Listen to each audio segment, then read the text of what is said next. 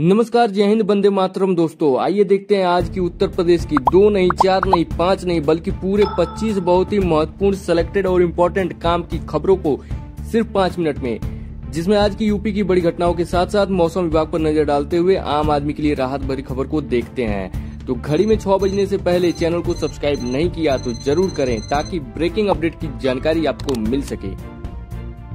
चलिए दोस्तों, आए नजर डालते हैं आज की पहली बड़ी खबर पे, जो कि बेहिसाब बिजली बिल और शुभम की मौत का मामला। शुभम की मौत के बाद बिजली विभाग की लापरवाही का मामला सामने आ रहा है। शुभम को 12,000 रुपये से अधिक का गलत बिल भेजा गया था, जिससे वो अवसाद में चला गया और उसकी मौत हो गई।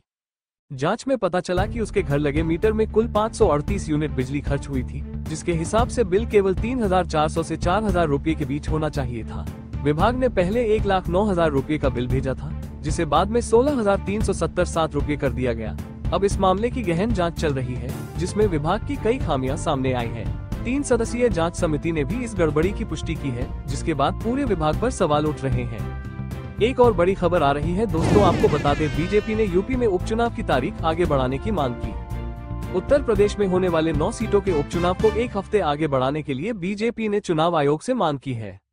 बीजेपी ने आयोग को पत्र लिखकर कहा है कि 13 नवंबर की जगह 20 नवंबर को चुनाव कराया जाए। कारण ये है कि 15 नवंबर को कार्तिक पूर्णिमा का स्नान पर्व है, जिसमें बड़ी संख्या में लोग शामिल होते हैं। इस कारण से बहुत से मतदाता मतदान से वंचित रह सकते हैं। बीजेपी ने कहा है कि कुंदरकी, मीरापुर, गाजियाबाद और प्रयागराज जैसे जिलों में लोग 3-4 दिन पहले ही मेले और पूजन में भाग लेने के लिए निकल जाते हैं, जिससे 100% मतदान संभव नहीं हो पाएगा। चलिए नजर डालते हैं एक और बड़ी खबर पे। बहराइच एनकाउंटर के बाद एडीजी अमिताभ यश की प्रतिक्रिया।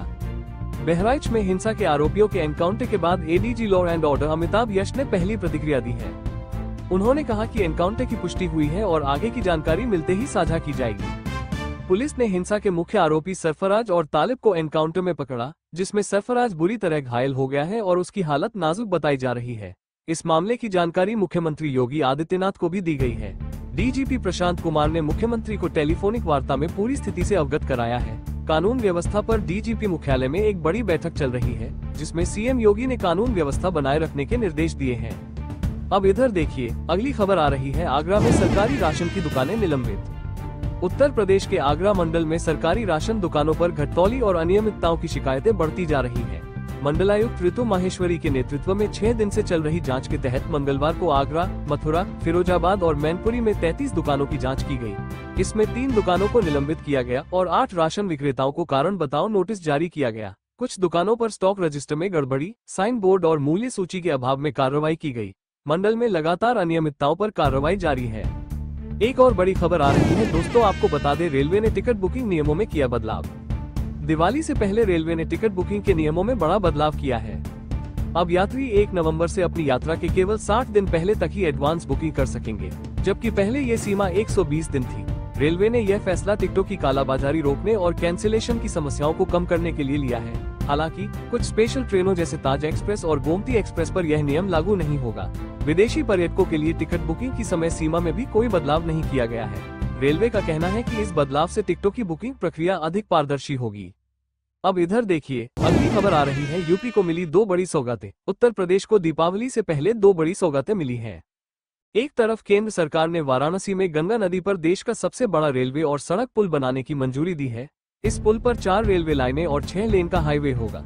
ये पुल पुराने मालवीय ब्रिज की जगह लेगा और इसके निर्माण में 2,642 करोड़ रुपए की लागत आएगी। दूसरी सौगात योगी सरकार ने लखनऊ में इंटरनेशनल एग्जीबिशन कम कन्वेंशन सेंटर बनाने के रूप में दी है, जिससे लखनऊ को अंतर्राष्ट्रीय स्तर पर पहचान मिलेगी। एक और बड़ी खबर आ रही है दोस्तों, आपको बता दें, आयोग को 5,300 लेखपाल भर्ती का प्रस्ताव संभव, आरक्षण नियमों में होगा बदलाव। उत्तर प्रदेश राजस्व परिषद ने लेखपाल भर्ती में दिव्यांगजन के लिए 3 नई श्रेणियों को शामिल करने का प्रस्ताव भेजा है। इनमें एक हाथ या एक पैर से लाचार और बौनापन वाले अभ्यर्थियों को आरक्षण मिलेगा। प्रस्ताव के अनुसार 5,300 पदों पर भर्ती की जाएगी, जिसके लिए अधीनस्थ सेवा चयन आयोग को मंजूरी भेजी जाएगी। इससे पहले 4,700 पदों पर भर्ती का प्रस्ताव भेजा गया था, जिसमें केवल 4 श्रेणियों को शामिल किया गया था। अब दिव्यांगजन के लिए 4% आरक्षण की व्यवस्था होगी। अधीनस्थ सेवा चयन आयोग ने इस बदलाव को स्पष्ट करने के लिए प्रस्ताव वापस किया था, जिसके बाद अब नई श्रेणियों को जोड़ने की तैयारी है। अब इधर देखिए, अगली खबर आ रही है। मेले में बिछड़े तो मिनटों में परिवार से मिल जाएंगे। महाकुंभ से पहले यूपी सरकार ने तैयार की यह टेक्नोलॉजी। प्रयागराज में अगले साल होने वाले महाकुंभ मेले के लिए उत्तर प्रदेश सरकार ने खोया पाया प्रणाली की शुरुआत की है। इस हाईटेक प्रणाली से मेले में खोए हुए लोग मिनटों में अपने परिवार से मिल सकेंगे। राज्य सरकार ने ये टेक्नोलॉजी मेला प्राधिकरण और पुलिस विभाग के साथ मिलकर तैयार की है। इसके तहत मेले में खोए हुए व्यक्तियों का डिजिटल पंजीकरण होगा, जिसकी सूचना सोशल मीडिया और अन्य केंद्रों पर तुरंत भेजी जाएगी। ये पहल सुरक्षा और जिम्मेदारी को ध्यान में रखते हुए की गई है, जिससे महाकुंभ का अनुभव सुरक्षित और सुखद हो सकेगा। चलिए नजर डालते हैं एक और बड़ी खबर पे।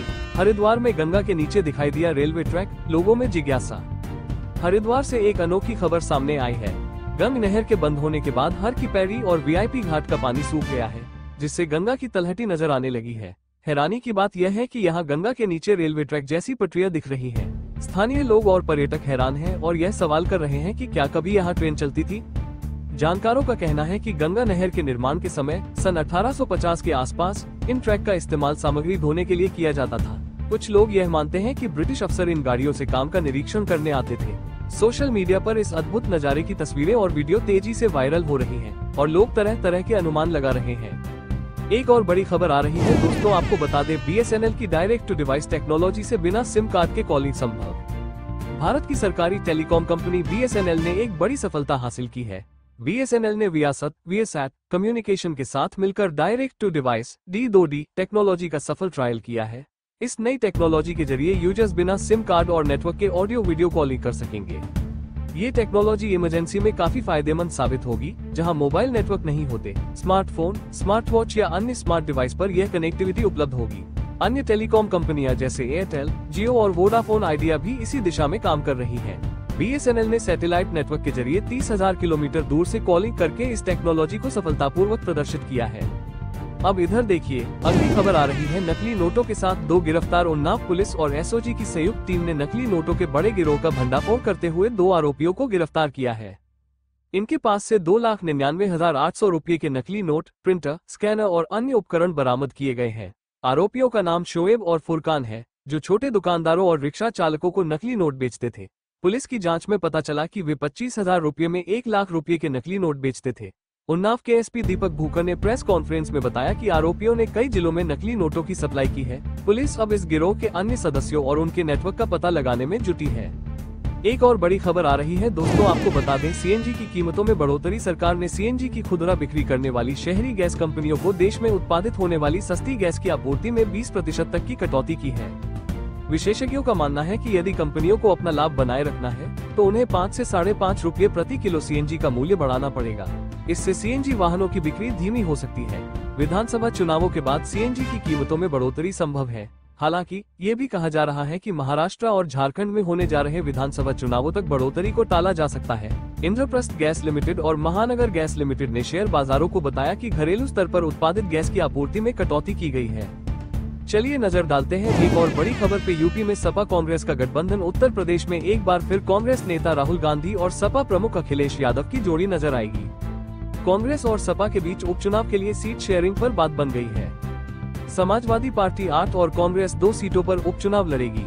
यूपी की सभी सीटों पर 13 नवंबर को उपचुनाव होगा। सपा प्रवक्ता राजेंद्र चौधरी ने बताया कि अलीगढ़ जिले की खैर विधानसभा सीट के साथ साथ गाजियाबाद सीट पर कांग्रेस अपना उम्मीदवार उतारेगी। सपा ने अब तक मीरापुर से तेज प्रताप यादव, फूलपुर से मुस्तफा सिद्दीकी और अन्य सीटों पर अपने उम्मीदवारों की घोषणा कर दी है। इन विधानसभा सीटों पर 13 नवंबर को मतदान होगा और परिणाम 23 नवंबर को घोषित किए जाएंगे।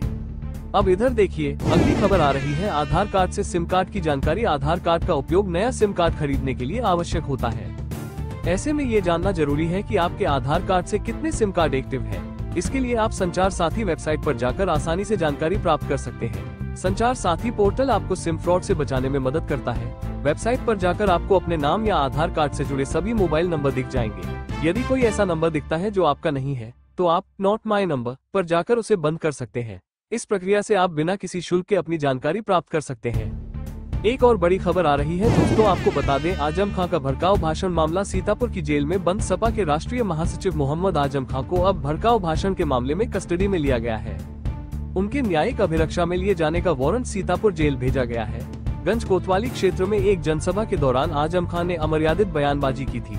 इस मामले की सुनवाई MP MLA मजिस्ट्रेट कोर्ट में चल रही है। गुरुवार को आजम खां को वीडियो कॉन्फ्रेंसिंग के जरिए कोर्ट में पेश किया गया। अभियोजन अधिकारी ने बताया कि कोर्ट ने उन्हें न्यायिक अभिरक्षा में लेते हुए वारंट जारी किया है। इस मामले की अगली सुनवाई 30 अक्टूबर को होगी।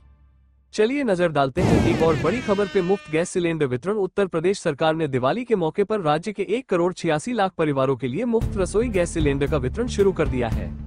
योगी सरकार ने 1,890 करोड़ रुपए आवंटित किए हैं। पिछले साल भी राज्य सरकार ने मुफ्त गैस सिलेंडर वितरित किए थे। प्रधानमंत्री उज्ज्वला योजना के तहत त्योहारों के दौरान मुफ्त रसोई गैस सिलेंडर वितरित किए जाते हैं। इस योजना के अंतर्गत केंद्र सरकार हर लाभार्थी को 300 रुपए की सब्सिडी देती है, जबकि राज्य सरकार बाकी छूट को वहन करती है। भाजपा सरकार ने पिछले विधानसभा चुनाव में मुफ्त गैस सिलेंडर बांटने का वादा किया था, जिसे पूरा किया जा रहा है। अब इधर देखिए, अगली खबर आ रही है। टाटा ने जियो को दिया करारा जवाब। BSNL 4G और 5G सर्विस में नहीं होगी देरी। टाटा कंसल्टेंसी सर्विस ने जियो के उस दावे को सिरे से खारिज कर दिया है जिसमें कहा गया था कि BSNL के पास 4G और 5G सर्विस नहीं है और उसके यूजर्स को वापस जियो पर आना होगा। टाटा का कहना है कि BSNL की 4G और 5G सेवाएं तय समय पर शुरू होंगी और इसमें कोई देरी नहीं होगी। BSNL की 4G और 5G सेवाओं के रोल आउट की जिम्मेदारी टाटा कंसल्टेंसी सर्विस और तेजस नेटवर्क के पास है। प्रधानमंत्री मोदी ने पहले ही घोषणा की थी कि BSNL का 4G और 5G नेटवर्क पूरी तरह से स्वदेशी होगा। इस दिशा में टाटा समूह के IT विंग TCS और centre for development of telematics के साथ मिलकर काम कर रहा है। जियो ने दावा किया था कि BSNL के ग्राहकों को टैरिफ बढ़ने के बाद फिर से जियो का नेटवर्क इस्तेमाल करना पड़ेगा, क्योंकि उनके पास कोई और विकल्प नहीं होगा। इस पर टाटा ने स्पष्ट किया कि BSNL के खिलाफ गलत माहौल बनाने का प्रयास किया जा रहा है, जबकि हकीकत यह है कि BSNL अपने 4G और 5G नेटवर्क को सही समय पर लॉन्च करने की पूरी तैयारी कर चुका है। टाटा कंसल्टेंसी सर्विस ने यह भी कहा कि BSNL की 4G और 5G सेवाएं स्वदेशी तकनीक के जरिए उपलब्ध कराई जाएंगी और इसके लिए भारतीय और विदेशी टेलीकॉम कंपनियों के साथ भी संपर्क किया जा रहा है।